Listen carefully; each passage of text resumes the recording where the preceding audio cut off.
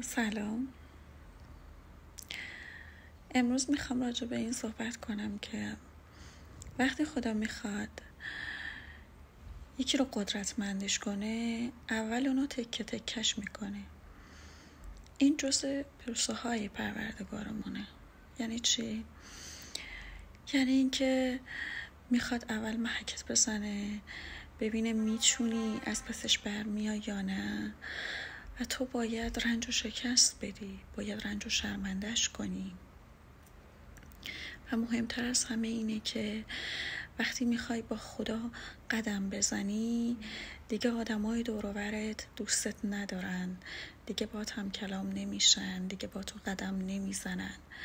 پس بر به دست آوردن اون چیزی که لایقش هستی باید خیلی چیزا رو فدا کنی که دیگران نمیتونن و از پسش بر نمیان.